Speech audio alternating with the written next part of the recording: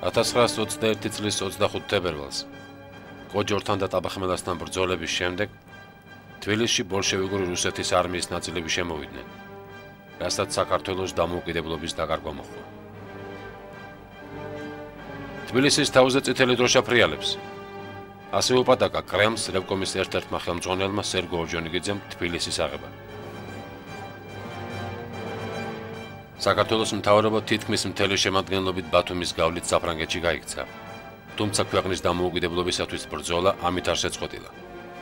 ემიგრაციაში წასული ხელისუფლება ცდილობდა საერთაშორისო საზოგადოების ყურადღება კავკასიისაკენ მიეპყრო. პარალელურად საქართველოში კომუნისტური ხელისუფლების წინააღმდეგ აჯანყებები იგეგმებოდა.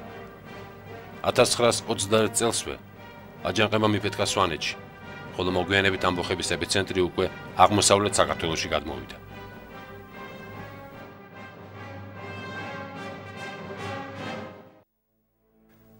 რუსეთის ველური ურდუები შემოესია 100 წლის მონობისაგან გათავისუფლებულ საქართველოს და კვლავ ცეცხლითა და מחვილითაა ოხრა იგი. სამშობლოს დამოუკიდებლობისათვის მებრძოლებით ციხეებია ავსილი. საქართველოს დახსნა ეროვნული მონობის უღლისაგან და ქართველი ხალხის სახელმწიფოებრივი ცხოვრების აღდგენა. აი ერთადერთი მიზანი, რომელსაც ემსახურება ჩვენი რაზმები და რომელიც ჩვენივე სისხლით აღბეჭდილია ჩვენ სამფეროვან დროშაზე. სამშობლოს ერთგულნო, საქართველოს მტრების განკითხვის დრო მოახლოებულია. მათ აამხედრეს თავის მოწინააღმდეგე მთელი კულტურული კაცობრიობა. ვიყვნეთ მხნე, მტკიცე და გაბედულნი. სალამი თქვენ და გამარჯვება საქართველოს. 1922 წელი, კახეთი, კაკუცა ჩოლოხაშვილი. 1922 წლის აგვისტოში აღმოსავლეთ საქართველოში აჯანყება დაიწყო, რომელსაც დამოუკიდებელი საქართველოს არმიის პოლკოვნიკი ქაიხოსრო კაკუცა ჩოლოხაშვილი მეთაურობდა. აჯანყების ცენტრი დუშეთში იყო. აქ წითელი არმიის წინააღმდეგ საბრძოლველად ამბოხებულთა რაზმები იყრიდნენ თავს. გამოსვლას თბილისიდან ეროვნულ დემოკრატიულ პარტიასთან ახლად შექმნილი სამხედრო ცენტრი მართავდა, რომლის თავმჯდომარეც გამოჩენილი ქართველი პოლიტიკური მოღვაწე ილია ჭავჭავაძის დისშვილი კონსტანტინე აფხაზი იყო. ეროვნულ დემოკრატიული პარტიის საზღვარგარეთის ბიუროს იმ დროის ხელმძღვანელი ელისე პატარიძე 1965 წელს რადიო თავისუფლებისათვის მიცემულ ინტერვიუში სამხედრო ცენტრისა და პარიტეტული კომიტეტის შექმნის ამ ამბებს ასე იხსენებს.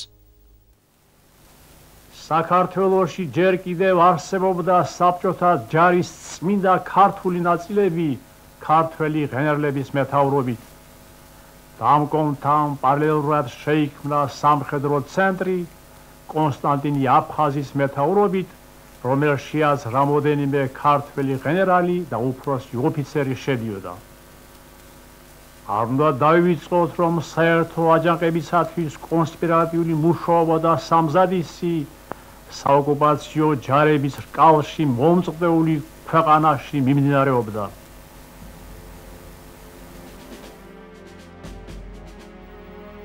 ბოლშევიკების მოწინააღმდეგეებს საერთო გეგმა უკვე შემუშავებული ჰქონდათ.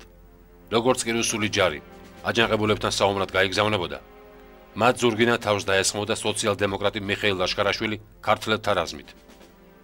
ორმხრივი დარტყმის შემდეგ, რასაც მტრის განადგურება უნდა მოჰყოლოდა, გამარჯვებულები ჩოლოყაშვილის მეთაურობით პირდაპირ თბილისის დასაუფლებად დაიძრებოდნენ.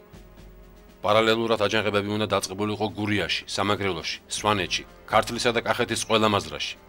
წითელი არმიის განდევნის შემდეგ ხელისუფლებას იღებდა დამოუკიდებლობის კომიტეტი, იგივე პარიტეტული კომიტეტი. გამარჯვების შემდეგ ემიგრაციიდან მთავრობის დაბრუნებისთანავე ახალი არჩევნები დაინიშნებოდა.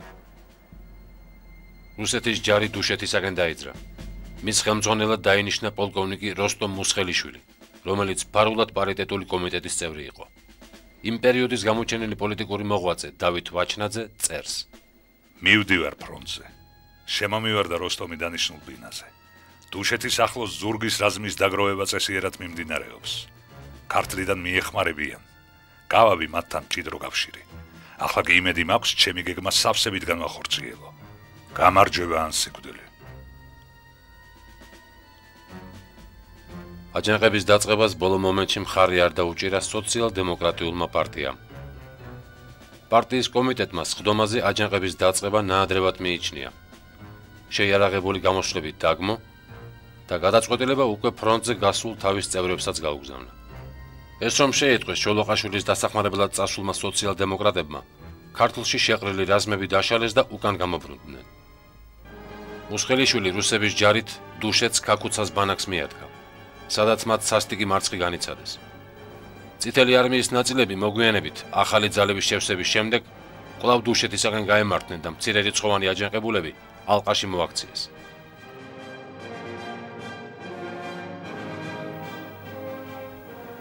ჩოლოყაშვილმა გააფთრებული იერიში თალყა გაარღვია და კახეთისაკენ გაიხიზნა. რუსები ხევსურეთს შეესივნენ და იქაურობა აოხრეს, ხოლო თბილისში სასტიკი რეპრესიები და დახვრეტები დაიწყეს. ასე დასრულდა 1922 წლის აღმოსავლეთ საქართველოს აჯანყება. სამხედრო ცენტრის წევრის იასონ კერესელიძის შვილი ვახტანგ კერესელიძე გადმოგცემს. და მაშინ დაიწყო მთელი უბედურობა საქართველოში. სისხლი, დასმენა და საშინელი უსამართლობა დაანგრევა ჩვენი ტაძრებისა, ჩვენი წინაპრების შეურაცხყოფა და თუ ასე შეიძლება ითქვას, ხალხის სულში ჩაფურთხება. ვინ იყვნენ ეს ხელისუფალნი? მათ არავითარი გავლენა ქართულ საზოგადოებაში არ გააჩნდათ და ისინი ვერასოდეს ვერ მოვიდოდნენ ხელისუფლების სათავეში, ვინაიდან მათ არავინ არ აირჩევდა, არც არავინ იცნობდა.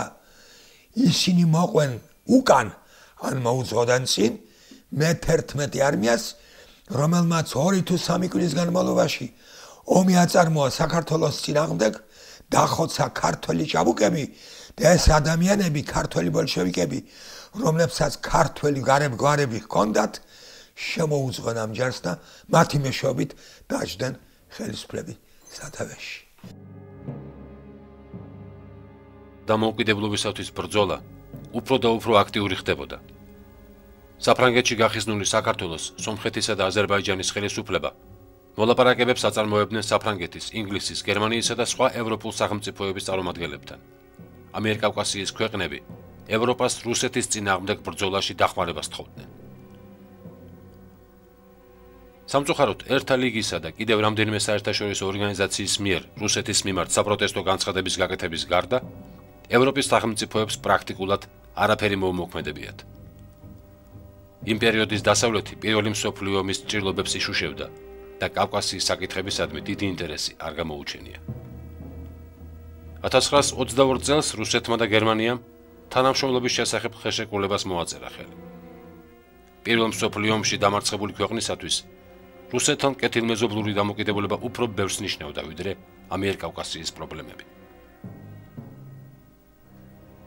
საგანგებო კომისია, იგივე ჩეკა, აგენტურის მეშვეობით ცდილობდა აჯანყებულთა მოთავეების ვინაობა დაედგინა, მაგრამ ცდილობა უშედეგოდ მთავრდებოდა. სამხედრო ცენტრი და დამოუკიდებლობის კომიტეტი პარიზში ემიგრაციაში წასულ მთავრობასთან შეთანხმებით ახალ აჯანყებას გეგმავდა. მამაშემს დავალებული ჰქონდა პარიტეტული კომიტეტის მიერ, რომ შეხვედროდა ქაქუცა ჩოლოყაშვილს კახეთში, ან ხევსურეთში, საცა მას ჰქონდა თავისი მოქმედების არეალი და ამ კავშირის მეშვეობით ამყარებდა პარიტეტულ კომიტეტთან ურთიერთობას. კერესელიძემ მამაჩემი დადიოდა იქ როგორც წიგნების გამავრცელებელი, ვინაიდან მამაჩემი იყო წიგნების გამომცემელი, სცემდა წიგნებს, აბარებდა ბუკინისტურ მაღაზიებს და ისინი ყიდდნენ. თბილისში კომუნისტების წინააღმდეგ მიტინგები და დემონსტრაციები იმართებოდა, სადაც ხელისუფლებას ანტიქართული პოლიტიკის გატარებაში, საარჩევნო უბნების დარბევაში, პოლიტპატიმრების დახვრეტასა და ერის მოღალატეობაში სდებდნენ ბრალს. იმავე ხანებში საქართველოს დედაქალაქ თბილისში და პროვინციების ქალაქებში სპონტანიურსა და ხშირად მოფიქრებულ დაგეგმილ მშვიდობიანი ხასიათის გამოსვლებსა და დემონსტრაციებს ჰქონდა ადგილი. განსაკუთრებით 26 მაისის და საქართველოს დაპყრობის თებერვლის დღეებში. ეს მშვიდობიანი გამოსვლები უამრავ ძალთა დატვირთვებითა და ხშირად ხელჩართული ბრძოლიდაც კი თავდებოდა. მიუხედავად საოკუპაციო ჯარის თარეშის და ხელისუფლების დრაკონიული ზომებისა, ქართველი ხალხი იმ დიდი ამბვისათვის ემზადებოდა, რომელიც საქართველოს ისტორიაში 1924 წლის აგვისტოს აჯანყებით არის ცნობილი. საქართველოში ხალხის განსაკუთრებულ უკმაყოფილებას საქართველოს ტერიტორიების მიმართ რუს და ქართველ კომუნისტთა დამოკიდებულება იწვევდა. ამ დროს საბჭოთა რუსეთისაგან თურქეთს გადაეცა რამდენიმე ოლქი, სადაც 164,000 საქართველოს მოქალაქე ცხოვრობდა. სომხეთს ბორჩალოს მაზრის ნაწილი, ხოლო აზერბაიჯანს ჰერეთი, დღევანდელი საინგილო. საქართველოს რუკაზე გაჩნდა აჭარის, აფხაზეთისა და სამხრეთ ოსეთის ავტონომიები.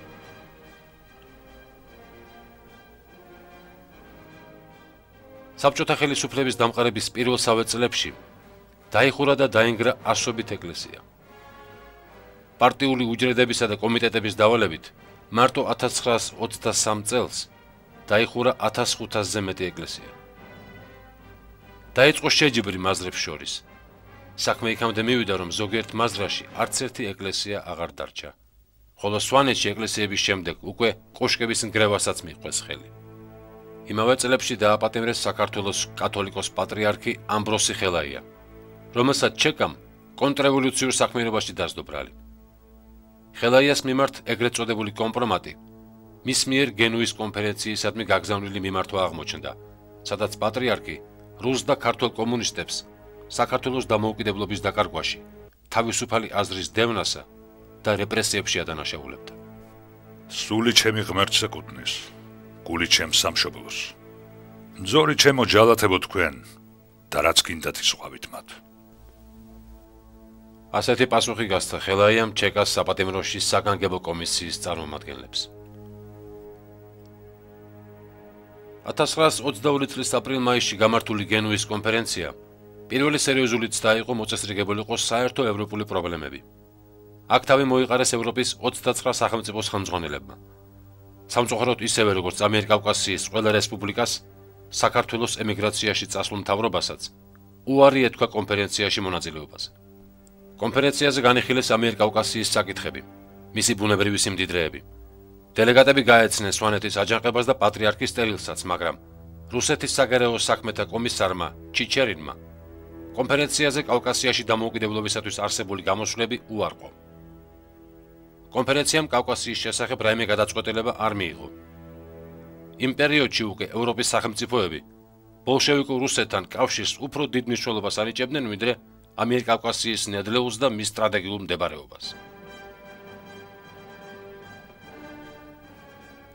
1922 წლის ნოემბერში ემიგრაციიდან საზღვარგარეთის ბიუროს რწმუნებით დაბრუნდა ნოე ხომერიკი, ჟორდანიას მთავრობისა და მენშევიკური პარტიის ერთ-ერთი აქტიური წევრი.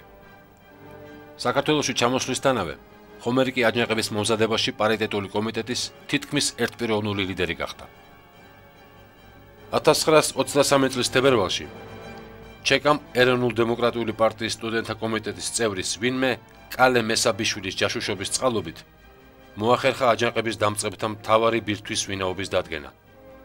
დაეწყო დაპატიმრებები. შინაგანმა გამცემმა ისევ ქართველმა, აბა გამცემს და მოღალატეს საქართველოში რა გამოლებს.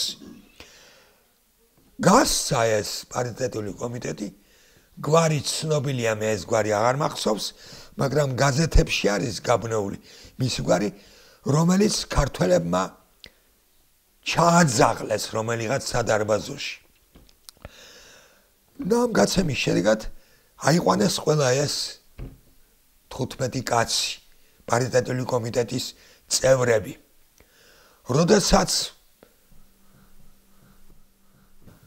როდესაც მამაჩემი თურმე შემოდიოდა ეზოში და მუშა მოყობოდა წინ რაღაც პროდუქტები შეეძინა და დიდი კალათი ჰქონდა აკიდებული მხარზე მუშას, მუშა რო შემოვიდა და მამაჩემი ქვის კიბეებზე ამოდიოდა ჩვენ სახლს, დღესაც იგივე ქვის კიბეები აქვს, შემოვარდნენ ეზოში მიმალული რამოდენიმე ჩეკისტი, როგორც ამობენ 4 თუ 5 კაცი, ნახევარ ტყავის პალტოიანები, ხალხში შემართული პისტოლეტებით, რუკი ვერ ხდა იყვირეს და მამაჩემი დააპატიმრეს და წაიყვანეს. დააპატიმრეს ყველა ეჭმიტანილი. მათ შორის სამხედრო ცენტრის უფროსი, გენერალი კონსტანტინე აფხაზი. ცნობილია, რომ ერთ-ერთმა დატყვევებულმა ივანე ქუთათელაძემ სასტიკ წამებას ვერ გაუძლო და ფსიქიურად დაავადდა. თუმცა მოგვიანებით მას მაინც დახვრეტის განაჩენი გამოუტანეს. 15 დაკავებულს ბრალად წაუყენეს საქართველოს საბჭოთა ხელისუფლების წინააღმდეგ შეთქმულების მოწყობა, საქართველოში ბანდიტური მოძრაობის შექმნა და მასში მონაწილეობა, ანტანტის სასარგებლო შპიონაჟი, მუშურ-გლეხური სახელმწიფოს გაცემა და ღალატი. თბილისის საზოგადოების ნაწილი შეეცადა გადაერჩინა დაკავებულები. მათ ამიერკავკასიის სამხარეო კომიტეტის თავმჯდომარეს სერგო ორჯონიკიძეს თხოვეს არ დაეხვრიტა დაპატიმრებულნი.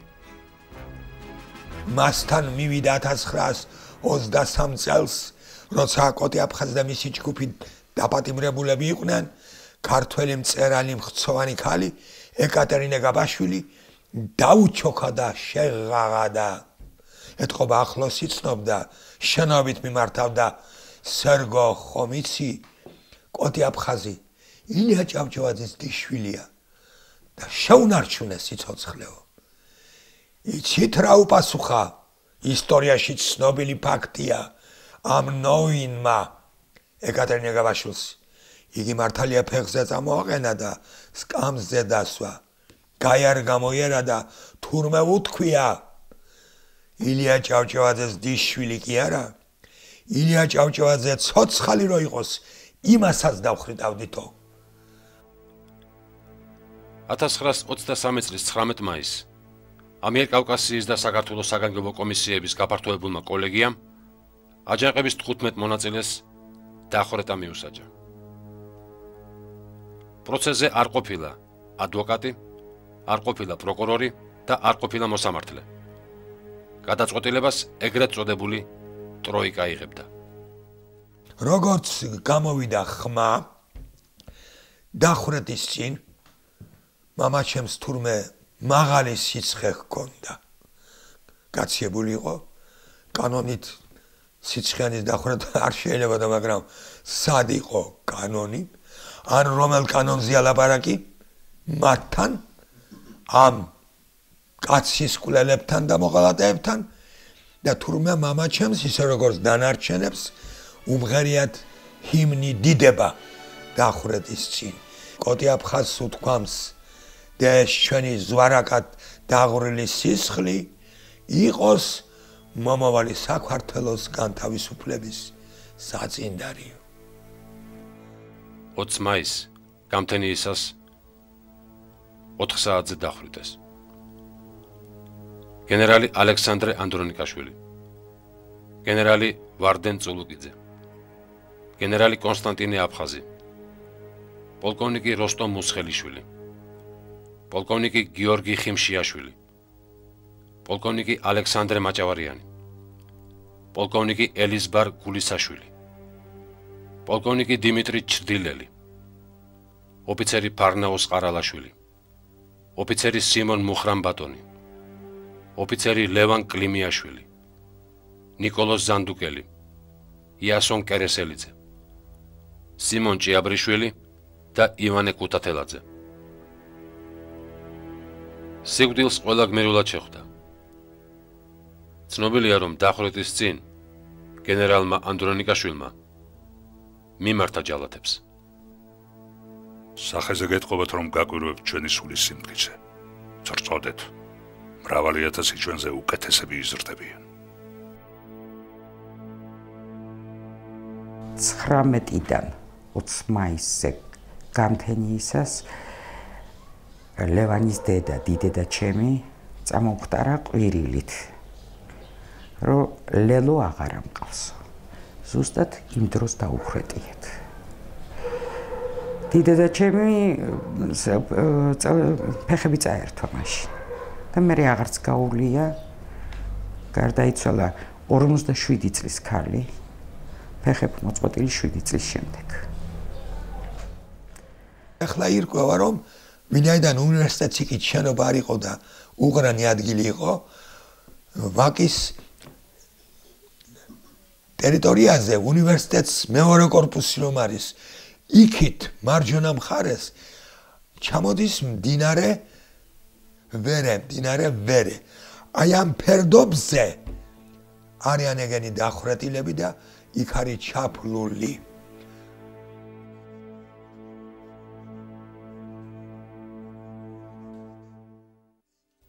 1924 წლის აჯანყების ერთ-ერთი ხელმძღვანელი სოლომონ ზალდასტანიშვილი მოგვიანებით იხსენებს.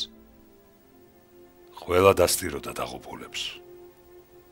ეს მოხდა სწორედ იმ დროს, როდესაც დიდი ხნის დაწესაღების შემდეგ კათალიკოსი ციხიდან გამოუშვეს. მან გადაწყვიტა ქაშვეთის ეკლესიაში 3 წირვა გადაეხადა. წირვა საუარებელი ხალხი დაესწრო. გამობრძანდა თუ არა სალოცავიდან, ხალხი მუდრეკილი ქვითინით შეეგება თავის სულიერ მამას. კათალიკოსი ახელდა. თვალები ცრემლით აევსო. გადმოგვხვედა ყველას და წარმოსთქვა. ვინც თქვა რომ ქართველმა ხალხმა რწმენა დაკარგაო. ამ სიტყვების თქმასთან ერთად გულიც წავოვიდა. წირვა მაინც დასრულდა ხალხის ქვითინში. ამ დღიდან იგი ლოგინად ჩავარდა. დაგანცულმა სულმა ავადმყოფობას ვერ დასძლია და მალე გარდაიცვალა კიდეც.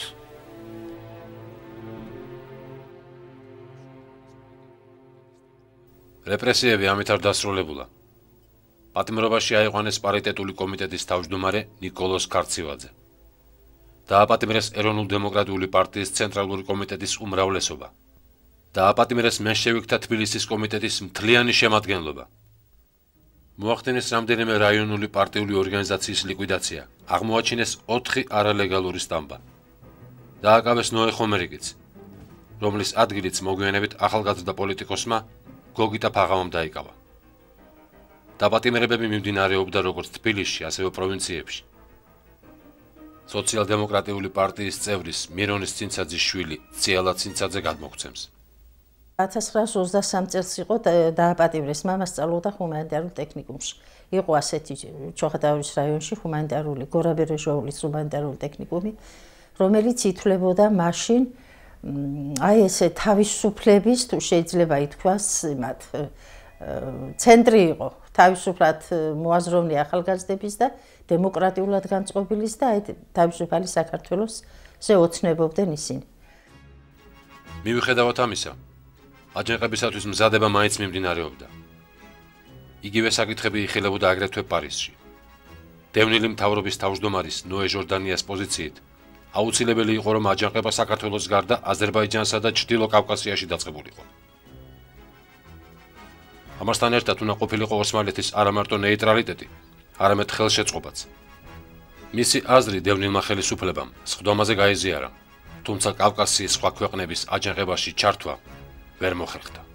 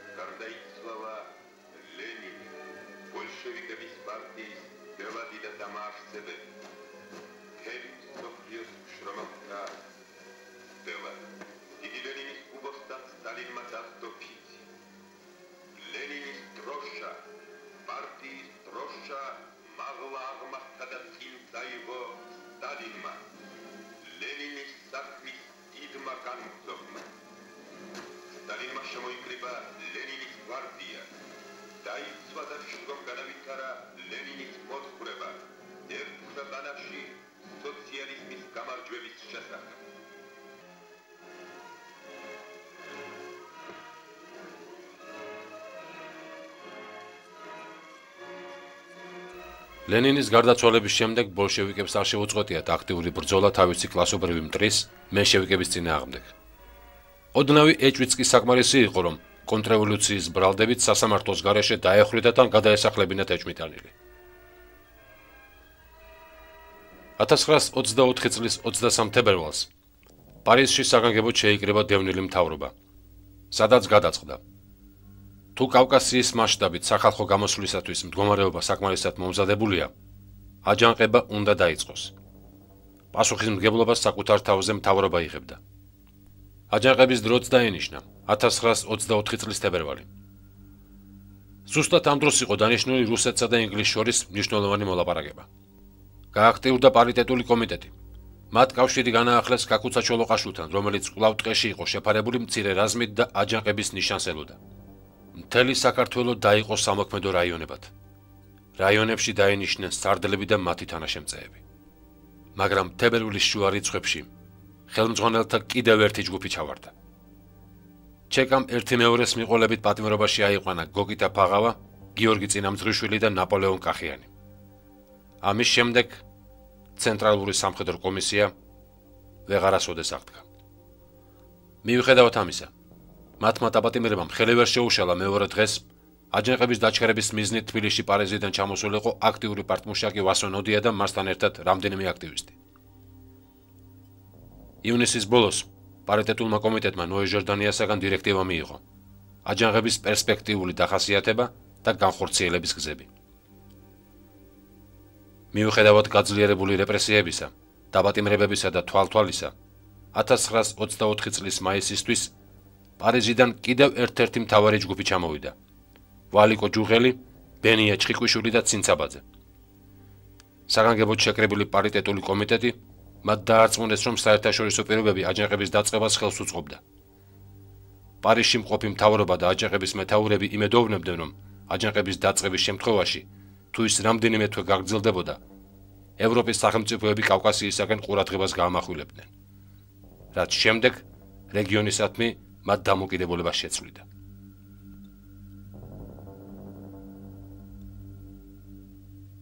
აღმოსავლეთ საქართველოში აჯანყებას კაკუცა ჩოლოყაშვილი იღებდა თავზე, რომელიც თავიდან 600 კაცის გამოყვანის იმედს იძლეოდა. გურია 700 შეიარაღებული კაცი, ბათუმს 300 უიარაღო, სვანეთს 600 შეიარაღებული, სამეგრელოს რამდენიმე ასეული. აფხაზეთში ძალაუფლება სვანეთსა და სამეგრელოში აჯანყებულებს უნდა ეკდოთ ხელში. აჯანყების გეგმაში მთავრობისეული იარაღის საწყობების აღებად შედიოდა. თბილისში იმედოვნებდნენ 500 შეიარაღებული მენშევიკის, 150 ეროვნულ დემოკრატისა და 60 ესერის გამოყვანას. არსებული ხელისუფლების ჯარის რაოდენობა საიდუმლო კრებაზე ძალდასტანიშვილმა 10-11,000 დაასახელა. შეთქმულები იმედოვნებდნენ, რომ ქართული დივიზიის ნაწილები პატრიოტული მოსაზრებებით მათ წინააღმდეგ არ ემოქმედებდნენ. აჯანყების დღეც დაენიშნა 17 აგვისტო. ომის მთავარსარდლად დაენიშნა გენერალი სპირიდონ ჭავჭავაძე. განსაზღვრული იყო მთავარი მაგისტრალური დარტყმები. თბილისი და ბათუმი. პირველი როგორც დედაქალაქი და მეორე როგორც საზღვარგარეთთან ზღვით დაკავშირების საშუალება. საერთოდ კი აჯანყება უნდა დაწყებულიყო ერთ დღეს, 1 საათს ყველგან და უეცრად, რათა საბჭოთა მთავრობაში დეზორგანიზება შეეტანათ. გეგმა და უკანასკნელი ბრძანება შიგრიგების საშუალებით პროვინციებს უკვე ჩაბარებული ჰქონდათ. კაკუცა ჩოლოყაშვილი თავისი რაზმით უკვე თბილისს მოუახლოვდა. აჯანყებულები ვაზნიაში მდგარ 100 ზარბაზნიან რუსულ არტილერიას უნდა დაუფლებოდნენ და აქედანვე ნავთლუხის გზით შემოჭრილიყვნენ დედაქალაქში. პარალელურად მანგლისის მხრიდან თბილისში აჯანყებულების მეორე ტალღა უნდა შემოსულიყო. მაგრამ საოკუპაციო ხელისუფლება, რევკომი და ჩეკა თურმე გაცილებით ორგანიზებულად და დახოცილად აღმოჩნდა მომზადებული. სწორედ ჩეკამ 7 აგვისტოს აჯანყების დაწყებამდე 10 დღით ადრე პატიმრობაში აიყვანა ვალიკო ჯუღელი, ერთ-ერთი მთავარი პერსონაჟი, ერთნაირად აღიარებული და პოპულარული პიროვნება, როგორც საქართველოში, ისე ემიგრანტულ ქართველობაში. ჯუღელის პირველი დაკითხვა ვინმე ჩეკისტმა მოროზოვმა აწარმოა. ერთ-ერთი წყაროს ცნობით, მან პატიმარს თვითონ გააცნო აჯანყების გეგმა, რომელიც შინაურისაგან აღმოჩნდა გაცემული. საზოწარკვეთილმა ჯუღელმა საკანში თვითმკვლელობა სცადა. მან ალესილი კოვზითა და ჟანგისაგან შეჭმული ლურსმნით მარცხენა ხელის არტერია გადაიჭრა, მაგრამ მიუსწრეს და განზრახულის სიწრულეში მოყვანა არ აცალეს. ამის შემდეგ ჯუღელის საქმეს ჩეკას უფროსი კვანტალიანი და მისი მოადგილე ლავრენტი ბერია იღებენ. ჯუღელმა სთხოვა ბერიას მიეცა საშუალება გაეფრთხილებინა თანამებრძოლები, რათა უაზრო სისხლის ზღვრა აღარ მომხდარიყო. ჯუღელის წერილის მიღების შემდეგ პარიტეტულმა კომიტეტმა მასთან კავშირი გაწყვეტილად გამოაცხადა და ასეთი პასუხი გასცა. გადაეცით ჩეკას და ჯუღელს, რომ არავითარ აჯანყებას არ ვაპირებთ.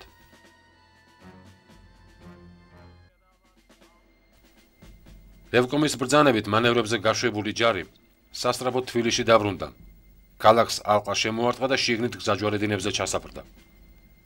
გამოცხადდა საგანგებო წესები. საღამოს 9 საათის შემდეგ ქალაქში შემოსვლა და გასვლა სასტიკად აიკრძალა. დაიწყო მასიური დაპატიმრებები. პარალელურად კომუნისტებმა რეპრესიები გააჩაღეს პროვინციებში. ასეთი სიტუაციის გამო გამარჯვების იმედი დაკარგა თვით მთავარ სარდალმა სპირიდონ ჭავჭავაძემაც.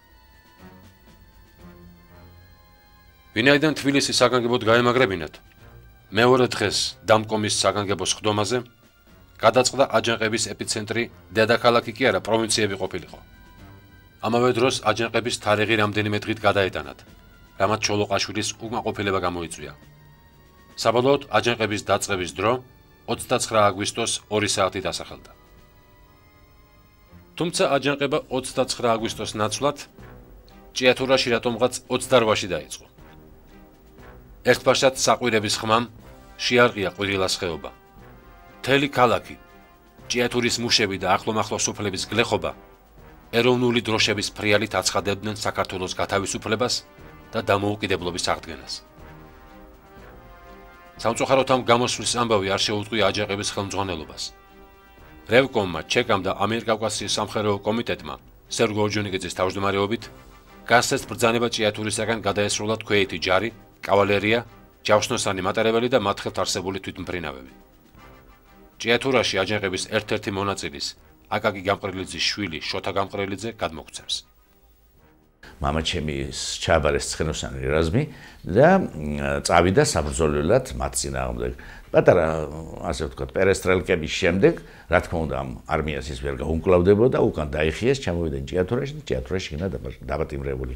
მეორე ნაწილი, ვინაიდან ამ აჯანყების კომიტეტს ეშინოდათ, რომ ოსეთის მხრიდან ჭიათურაში შემოვიდოდნენ კომუნისტები, ამიტომ იქ გაგზავნეს ერთ-ერთი გრიშა გამყრელიძე იყო ჩვენი, ასე ვთქვათ, მეგვარე და მეზობელი. გრიშა გამყრელიძის რაზმი, მაგრამ როდესაც ჭიათურაში შემოვიდნენ კომუნისტების ჯარები, ადგილობრივი ეს სახელმწიფო ჯარები, გრიშა გამყრელიძემ თავის რაზმი წაიყვანა არის რაჭასი და იმერეთში, სყოფს საწალიკის მთა, იმ მთაში და გამაგრდნენ იქ და ნაცები რაღაცა მოტყუებები ამბები ესენი ჩამოიყვანეს, ჩამოიტყვიეს ჭიათურაში და ყველა რა თქმა უნდა შეყარეს ციხეში. სანამ 29 აგვისტო გათენდებოდა, კომუნისტებმა ჭიათურაში ეგრეთ წოდებულ კონტრრევოლუციურ გამოსვლას ბოლო მოუღეს. კომუნისტურმა ხელისუფლებამ საგანგებო წესები გამოაცხადა. თუმცა 29 აგვისტოს აჯანყება მაინც დაიწყო მთელ საქართველოში. მაგრამ ეს გამოსვლა ერთიან წინამძღოლობას მოკლებული იყო და ცალკეულ კუთხეებში ლოკალიზებული აღმოჩნდა. 29 აგვისტოსვე ღამით კახეთის ყველა ეროვნული ორგანიზაციის ხელმძღვანელი შეიპყრეს და დახვრიტეს. თბილისზე ორმხრივი შეტევის საომარი გეგმა 29-შივე გამოირიცხა. აღმოსავლეთიდან პოლკოვნიკ ცაგურიას შეტევა და ვაზიანის რუსული არტილერიის ხელში ჩაგდება არ გამოვიდა, რადგან დანიშნულ ადგილას მასთან საბრძოლო რაზმი არ გამოცხადდა. რაც შეეხება ქაქუცას იერიშს, ისიც ჩაიშალა, რადგან დროის გაჭიანურების გამო ქაქუცა ჩოლოყაშვილთან 600 მეომრის ნაცვლად 100 კაცმა ძლივს მოიყარა თავი. იგი ჯერ მანგლისისაკენ წავიდა, მაგრამ ისიც გამაგრებული აღმოჩნდა. შემდეგ დუშეთი აიღო, საიდანაც ზემო კახეთში გადავიდა, მერე ქვემო ქართლში. დაახლოებით 10 დღე უტრიალა თბილისს, როცა დარწმუნდა, რომ ყველა ცდა უშედეგოდ დასრულდებოდა. აჯანყების მეთაურ გენერალ სპირიდონ ჭავჭავაძესთან და რამდენიმე შებეცულთან ერთად საზღვარგარეთ გაიქცა. ასე დაასრულა თავისი პარტიზანული ომი კომუნისტების წინააღმდეგ ქართველი არმიის ერთ-ერთმა თვალსაჩინო ოფიცერმა. ჩოლოყაშვილს 1921 წლიდან მოყოლებული 3 წლის განმავლობაში 1 წუთითაც არ შეუწყვეტია შეერაღებული წინააღმდეგობა ოკუპანტების მიმართ. ნოსტალგიით შეპყრობილი ქაკუცა ჩოლოყაშვილი რამდენიმე წელიწადში სრულიად ახალგაზრდა საფრანგეთში გარდაიცვალა.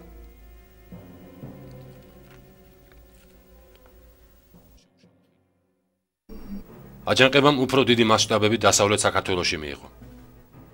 იგი განსაკუთრებით გურიას მოედო. ამას აჯანყების მეთაურის გენერალ ყარალაშვილის დაპატიმრებამაც ვერ შეუშალა ხელი. აჯანყებულებმა რამდენიმე მნიშვნელოვანი პუნქტი დაიკავეს. ლანჩხუთსა და ჩოხატაურის მთავრობა აღდგენილად გამოაცხადეს და ოზურგეთ შეუტიეს. თუმცა წითლების დასახმარებლად ბათუმიდან და სამტრედიიდან მოსულ რაზმებთან შეტაკება მათი მარცხით დამთავრდა. 2 სექტემბერს მათ გააფთრებული ბრძოლებით უკან დაიხიეს და დღეს მისცეს თავი. იმერეთში ბრძოლებმა განსაკუთრებით შორაპანის მაზრაში მიიღო სასტიკი ხასიათი.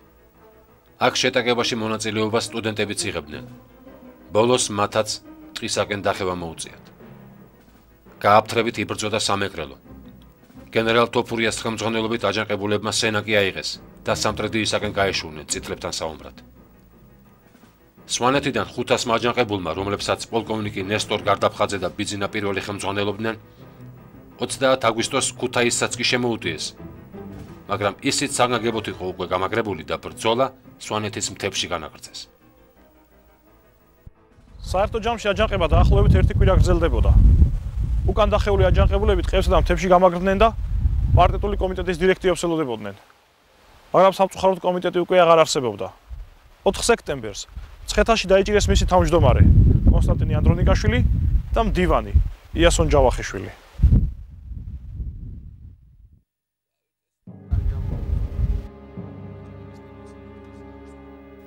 აჯანყების პირველსავე დღეს გავარსამართლებლად დახვრიტეს 24 პოლიტპატიმარი, რომლებიც რამდენიმე თვით ადრე იყვნენ დაკავებულნი.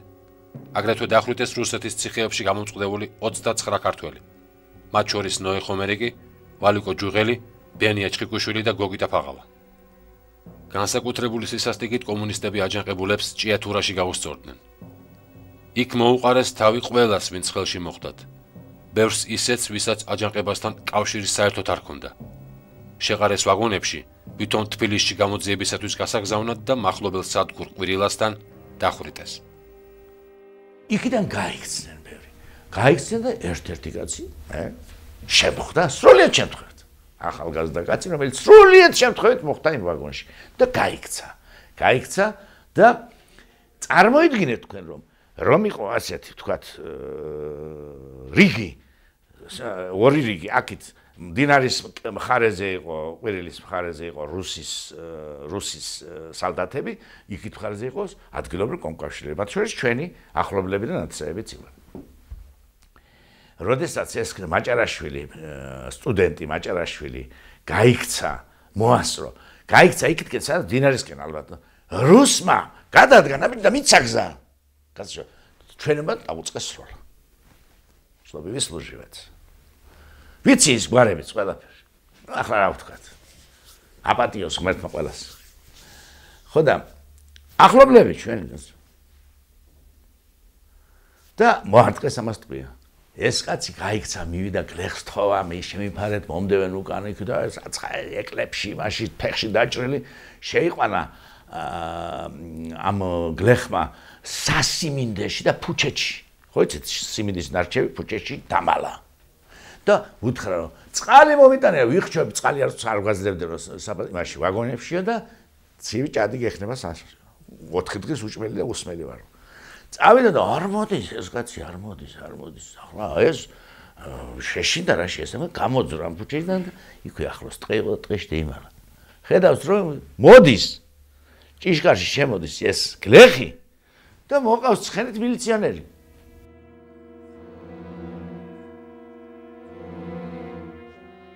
წითელ არმიელებმა ვაგონებიდან ხალხის ჩამოყვანა შეწყვიტეს და მტყვიაფრქვევის ჯერით დაახლოებით 100 ადამიანის შიგნით ჩაცხრილეს. ცოცხალი არც ერთი არ გადარჩენილა.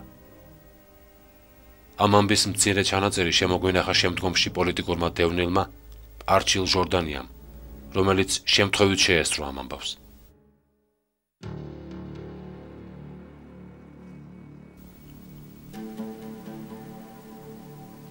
ხედავ რომ და ჩამოდგა ლიანდაგზე. მოხსნეს ორთქმავალი და შეიქმნა ტყვია მრგვევების კაკანი, ქალების კივილი, კაცების ყვირილი, რაღაც საშინელი სურათი იყო. მუცელზე დაწოლილი ვადევნებდით თვალს ამ ამბავს. შეწყდა სროლა და ხმები რის შემდეგაც მოვიდა ორთქმავალი და ვაგონი წაიყვანა. იქვე ნამბის წინ უკვე ორმოა მოეთხარა და დახვრეტილებს მიწას აყრედნენ.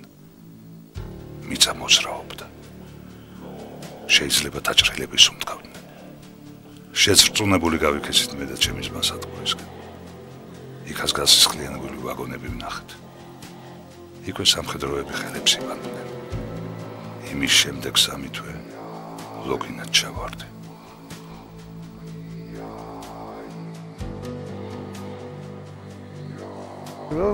მოდიოდა ის ვაგონები აქინა დააყენა საგანადო და ეს მომზადებული იყო ისინი. აქვე პოლიცია იყო, მანამდე რაღაცა იყო და დააყენა და შოი დასწრეს ვაგონები, დაკეტილი ვაგონები. ისინი დაკეტილში იყო. ხო და მე საგანა მიდიებზე იყო ისინი მაშინ. აქ ზოგი დამარხეს, ზოგი იზვლები და ისინი აკარაგი რომ თამაშობთ, ბაგუს. აქ მეგარე იყო. იმღან ახლოში აკარაგი იზვლები და ის.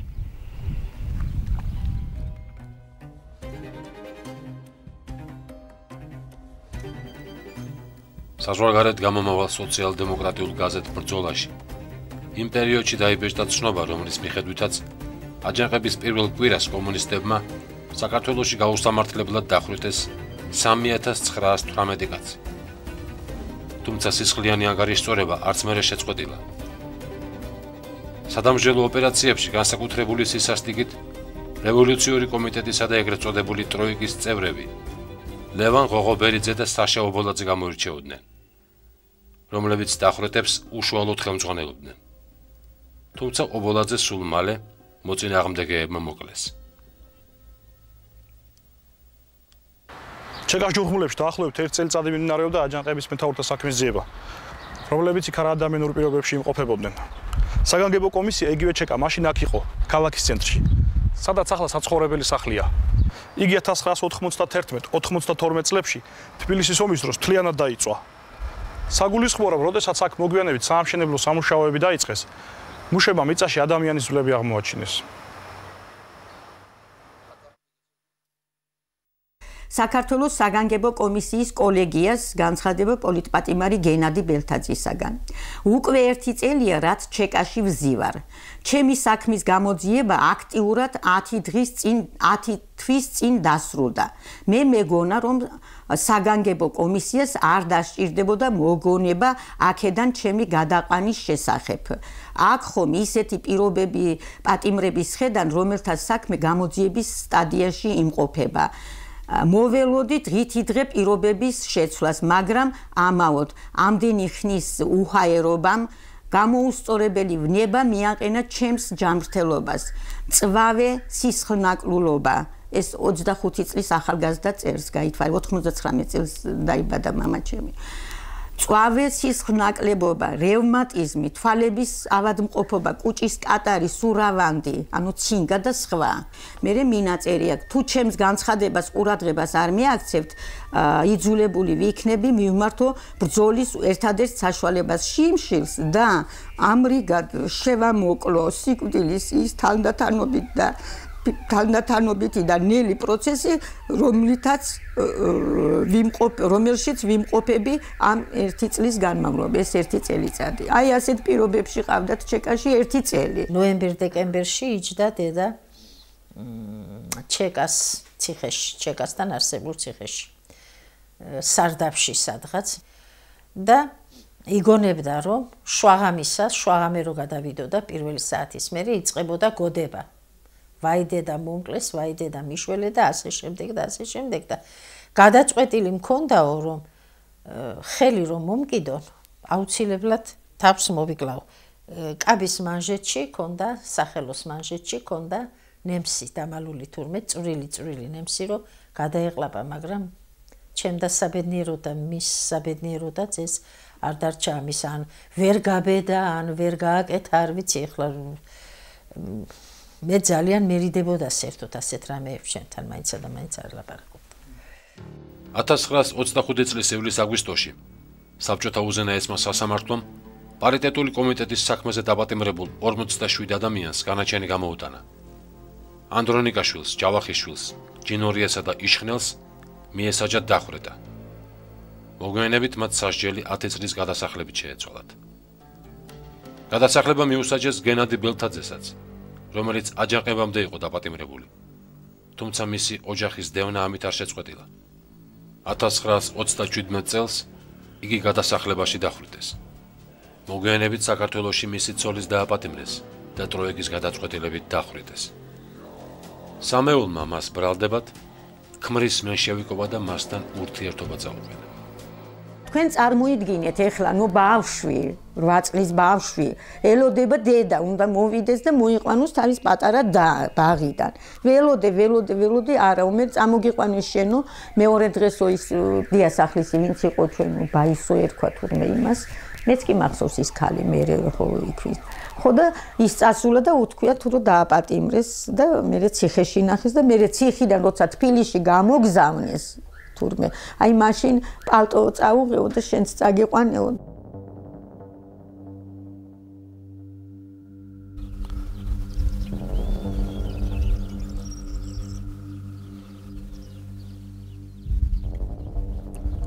(1927-38 წლებში პოლიტპატიმრებს თბილისთან დაახლოებით 10 კილომეტრის მოშორებით ხრებდნენ.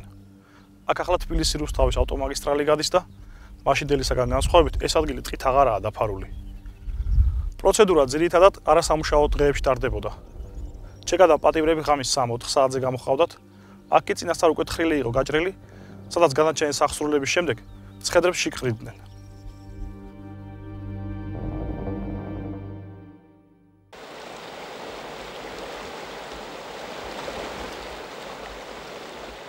აჯანყების მონაწილეები ლოკალურ გამოსვლებს არ წყვეტდნენ.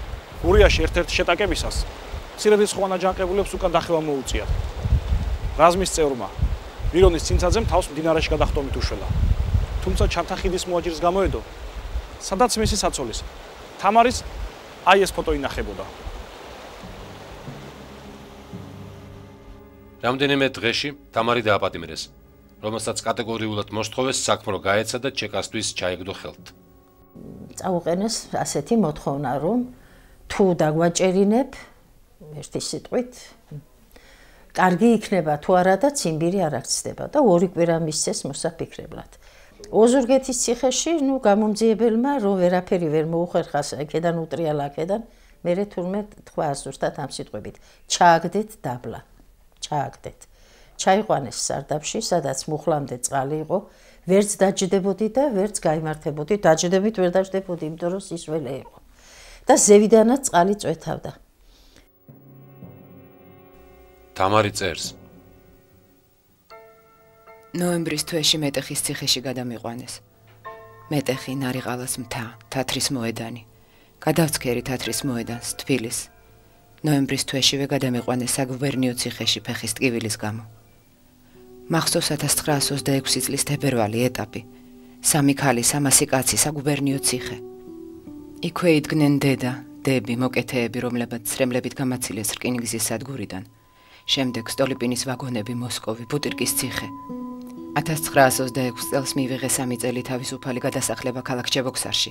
გავიარე ყაზანის ციხეები და ვოლგით მივედი ჩებოქსარში.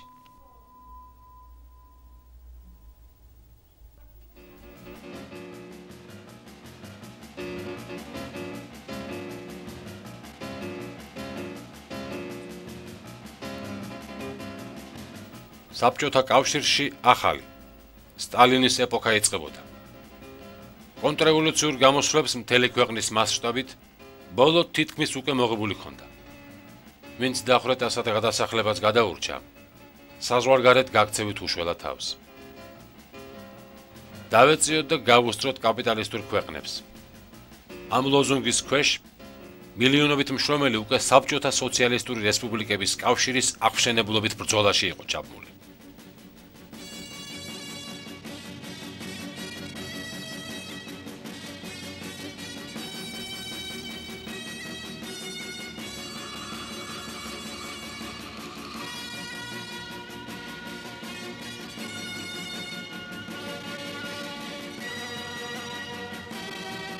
მალე ჩეკამ დააპატიმრა მირონის ცინცაძე და ისიც ციმბირში გადაასახლეს. 1932 წელს ცინცაძეს პოლიტიზოლატორი თავისუფალი გადასახლებით შეუცვალეს. ალტაიში იგი შეხვდა თავის საცოლეს და დაქორწინდა. დავქორწინდით სექტემბერში. თუმცა ბედნიერება დიდხანს არ გაგრძელდა. 3 თვის შემდეგ ჩემი ქმარი მირონის ცინცაძე გადაიყვანეს სხვა ქალაქში. 1933 წლის 18 აგვისტოს მე შემეძინა ქალიშვილი, რომელსაც დავარქვით ციალა. მამამის ჯერ 2 დღის ანახა, ხოლო შემდეგ 3 თვის რომ იყო. დედა წავიდა მასთან 20 კილომეტრით ყოფილა ჩვენ ქალაქიდან დაშორებული, სადაც მამა იყო. შეხვდნენ ერთმანეთს 2 საათი ისაუბრენ და დედამ უთხრა რა ვქნა. დავამთავრე გადასახლების ვადა და მამას უთქვამს წადიო გურიაში, ეხლა მე რა ვიცი როდის გამომიშვებენო და ცერთო თუ გამომიშვებენ აქედანო. მაშინ მითხრა მაკოცა და მითხრა თურმე რომ შე რო დიდი გაიზდებიო, გეტყვია რომ ყავდა მამა, რომისგანაც ერთი კოცნა დარჩაო და მართლაც ასე დარჩა. მირონის ცინცაძის მეუღლე გადასახლების ვადის დამთავრების შემდეგ სამშობლოში დაბრუნდა, მაგრამ ცოტა ხანში ქმრის პატიმრობიდან გათავისუფლებისთანავე კვლავ ციმბირში ჩავიდა. გადასახლებაში მათ მეორე ქალიშვილი ნინო შეეძინათ.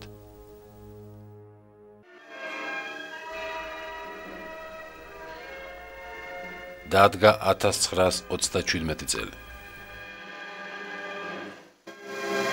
სტალინური ხუთწლედების მანძილზე ჩვენი ქვეყანა მსოფლიოს უძლიერეს ინდუსტრიალურ სახელმწიფოდ გადაიქცა.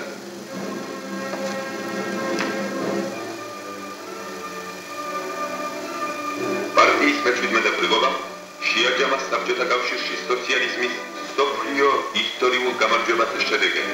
გაიმარჯვა მოძღვრებამ ერთ ქვეყანაში სოციალიზმის აშენების შესაძლებლობის შესახებ. აღსრულდა კაცობრიობის საუკუნო ოცნება. შრომა იქცა საპატიო საქმე, ღირსების საქმე, მამაცობისა და გმირობის საქმე. სოციალიზმის ყველა უდიდესი გამარჯვება განმტკიცებულია სტალინურ კონსტიტუციაში. სტალინი ეს არის ლენინი დღეს. სტალინთან მოაქვს ხალხს თავისი სიყვარული და სიხარული. ჩვენ მივყვებით სტალინს, როგორც ლენინს. 10 წლიანი გადასახლების შემდეგ ცინცაძის ოჯახი საქართველოში წამოსვლისთვის ემზადებოდა.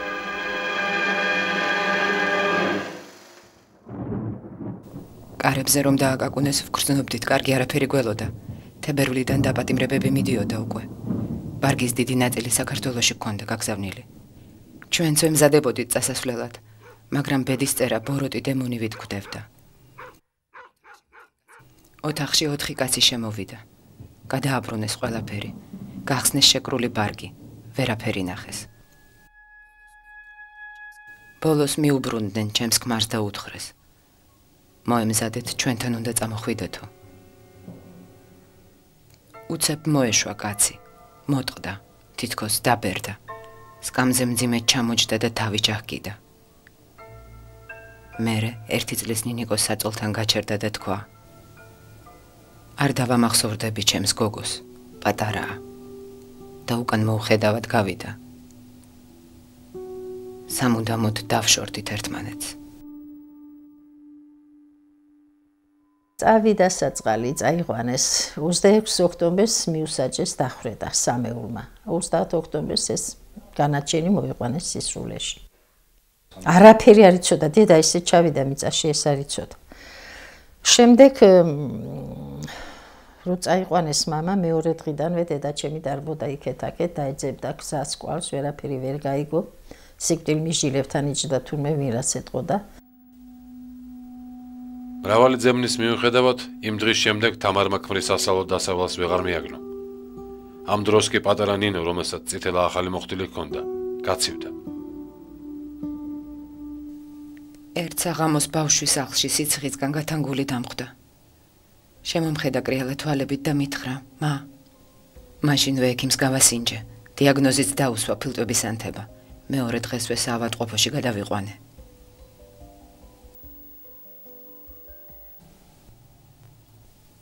ვეღარ ვუყურებ ნინიკოს დასევდიანებულ თვალებს, ხატულა წამწამებს, გარეთ ყინავს. საქართველოში ახლა ოქროსფერი შემოდგომაა. არ ვშორდები ბავშვის საწოლს. მამამისის შესახებ არაფერი ვიცი. რამდენი განსაცდელი გადავიტანე, დაპატიმრება, დაკითხვები, ციხის კედლები, გრძელი ეტაპები, საყვარელი ადამიანის დაკარგვა, მშობლების სიკვდილი. მაგრამ ასეთი საშინელების წინაშე არასოდეს მდგარ ვარ. დღეს უგრძნობლადაა ბავშვი. ხმა სულ ჩაუტყდა. თვალები უბწყინავს, სტირილიც აღარ შეუძლია. 2 დღეა ლოგინზე არ დამისვამს. საბანში გახვეული მიჭირავს ხელში და ვატარებ. უცებ თვალები გაუფართოვდა ნინიკოს. შუშასავით გამჭვირვალე გაუხდა. შორს, ჩემ ზურგს უკან დაიწყო ყურება. შეამცივნა, აფართხალდა. ნინიკო, ნინიკო. ჩავიკარი გულში. დაუწყე კოცნა ჩემს მაგიერ, მამის მაგიერ, ციალას მაგიერ. გავიხსენი საკინძე და ძუძუ ჩაუდე პირში. თან სულიკო ვუმღერე. ხედავდი როგორ იცვლებოდა ბავშვი. არამიწიერი შუქი ეფინებოდა სახეზე, ჩალის ფერთმებზე. მე კი ვუმღერდი. ვუმღერდი უკანასკნელად.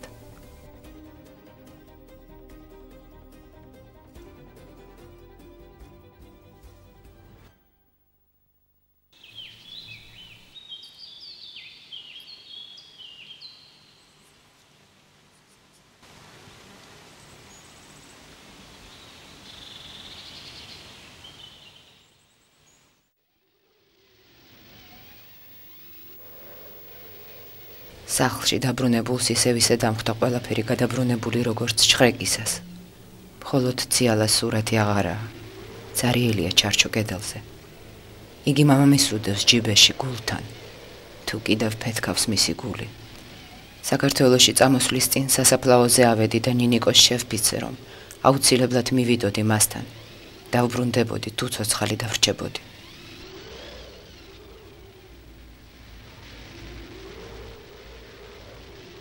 თამარმა შვილისათვის მიცემული ფიცი ვერ შეასრულა. საქართველოში ჩამოსვლის შემდეგ იგი ცოტა ხანში დააპატიმრეს. წაიყვანეს თურმე ღამის პირველ საათზე ბერიას კაბინეტში, მე მოგიყევი თქვენ. ზის ბერია თურმე წეს რაღაცას თავისი პენსეთი. გვერდით უზის რუხაძე, წითელი ხალათი ეცვაო. გახსნილი. გვერდით დიდი მათრახი, ასეთი სახელოები დაკარწახებული თურმე, იმასავით, ყასაბივით და ვაშ ჭამდაო, ისე მახსოვსო იმის ისო ყბების ის რომ ვზივარ, ესე იგი 1 საათი კინაღამ გადმოვარდი სკამიდან და უცებ მეკითხება ბერიაო. ცინცაძე, ეხლა რო გაგიშვათ საწახვალთ. საწავალო დედას უთქვია, ნუ ერთი შვილი დამჭაო და იმასთან წავალ თუ გამიშვებდო. მტერი რო შეხვდეს რასიზამო. მე დამარტყა თავშიო. ეხლა მე ესენი აგენტობას, შპიონობას მავალებენ და მიშვებენ ნამდვილად, იმიტომ რომ მე როცა დაჭირდებათ ერთი სიტყვით გამათენებინეს ამის ძახილში, არ შემხვდება, რო შეხვდეს რასიზამ, არ შემხვდება და ბოლოს რუხაძე მითხრაო, რომ ისო ცინცაძეო, ჩვენო სხვა საშუალებაც გაგვაჩნია საუბრის გარდაო, რომ აგალაპარაკოთ თქვენ. ერთი სიტყვით გამოუშვეს და უთხრეს, მტერი შეხვდება, შეგვატყობინებ, არ შეგვატყობინებ და მე შენ თავს დააბრალე. თანამშრომლობაზე უარის მიღების შემდეგ ცოტა ხანში თამარ ცინცაძე კვლავ პატიმრობაში აიყვანეს. მას ბრალად კონტრრევოლუციონერობა და ციხიდან გაქცეულ ქმართან საიდუმლო შეხვედრები წაუყენეს და ისევ გადასახლება მიუსაჯეს. არადა მირონის ცინცაძე უკვე დიდი ხნის დახვრეტილი იყო. ტაიგარში გადაყავდა თურმე ფეხით და დიდხანს ვიარე და ბოლოს ვერ შევძელიო სიარულიო და დაცემულა. და რო დაცემულა კანვოის, ესე იგი, მათრახით უცემია, რომ ადექიო. ავდექი, მაგრამ ვერ ავდექიო და სპეციალურად ყოლია ძაღლები გაწვნილი. აი, როცა შეხედავდნენ, რომ აღარ შეეძლო სიარული, მართლა აღარ შეეძლო, მერე ეს ძაღლები მიათრევდნენ და მიყავდათ იმამდე, ზონამდე, სადაც გადაყავდათ ეს პატიმრები.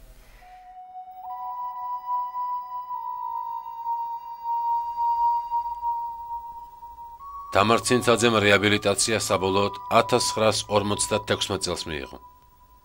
იგი მოხუცებულობის ასაკში 1975 წელს თბილისში, ქალიშვილის სახლში გარდაიცვალა.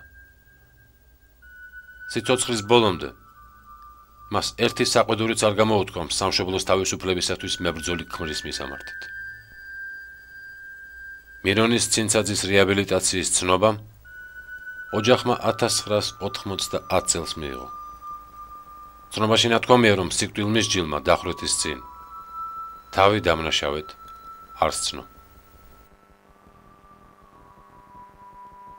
და აი ახლა მე მეტეხში რო დავდივარ, ჩემთვის ის ტერიტორია და ის ტაძარი და იქაურობა ორ მხრივად არის ისა წმინდათა წმინდა. ასე მგონია, რომ ჩემებს ხვდები იქა. და ასეთი გზნობა მაქვს, რომ თითქოს მამასთან ველოდები მაინცა და მაინც შეხვედრას. ცინცაძეების ოჯახის განადგურების ისტორია ერთადერთი და გამონაკლისი არ არის. აი ეს ბრძოლა ამ 15 კაცისა. ეს აჯანყება 1924 წლისა სავსებით კანონიერი იყო. აჯანყებაც არის ხანდახან კანონიერი, ვინაიდან მიზნად ისახავდა ძალადობით დამყარებული რეჟიმის განდევნა გაუქმებას და საქართველოს კანონიერი ხელისუფლების აღდგენას. ბოლშევიკებიო ალბათ 60-70 წელი იქნებიანო. და მე მაგათო არ უწერიაო მაგათ ყოფნაო. ეგო არ შეიძლებაო რომ ეგ ასე ამბობდა მამა თურმე. ესე იგი ზუსტი ვარაუდი და ზუსტი პროგნოზი, მაგრამ თავარი რა არის? მან იცოდა რომ ის ვერ მოესწრებოდა ამას და აი ამაზე მიდიოდა ეს ხალხი. კამერაში საცაბიძა ჩემი იყო. შემდეგმა პატიმრებმა გამოიტანეს ამბავი, რომ ბიძა ჩემის დაწერილი კედელზე აფორიზმი კედელზე იყო დიდხანს კიდევ და ხელმოწერილი იყო ლევან ყიმიანშვილის მიერ. შობს სიცოცხლესა ნაძრახსა სიკვდილის სახელოვანი.